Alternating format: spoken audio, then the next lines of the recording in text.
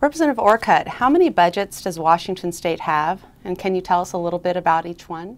Sure. We have three primary budgets. One is the operating budget, one is the transportation budget, and then the third one is the capital budget. The operating budget is the one you hear the most about, the general fund budget, the one that's around $40 billion every 2 years. And that's the one that funds schools, social services, higher education, funds all the various state agencies and all the social services. Transportation deals with exactly that. Roads, bridges, ferries, transit, bicycle, pedestrian, all of the things that go into our transportation system. DOT, Department of Licensing, and Washington State Patrol are also funded in the transportation budget. The capital budget is basically a construction budget.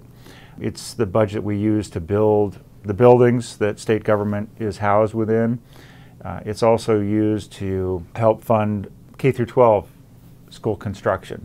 We don't pay for all of the school construction of the local school districts, but we do provide some assistance to them. And there are millions of dollars spent every year helping local communities build school buildings. And there's a lot of other things in the capital budget. There's also a lot of environmental spending that goes on, dealing with fish passage barriers, dealing with salmon recovery, dealing with environmental cleanup of brownfields or Superfund sites.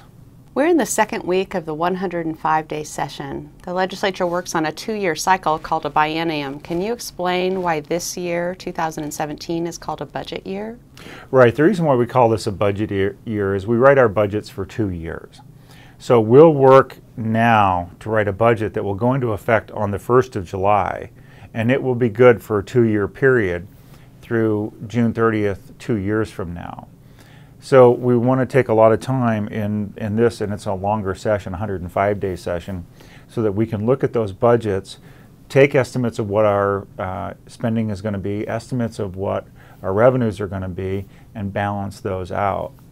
Now, we don't always get it right. There are things that happen that we can't foresee. You know, a couple years ago we had some really, really bad forest fires, so we had a lot of costs in fighting those fires. So we have to come back in, and every January we're looking at those budgets again, even midway through.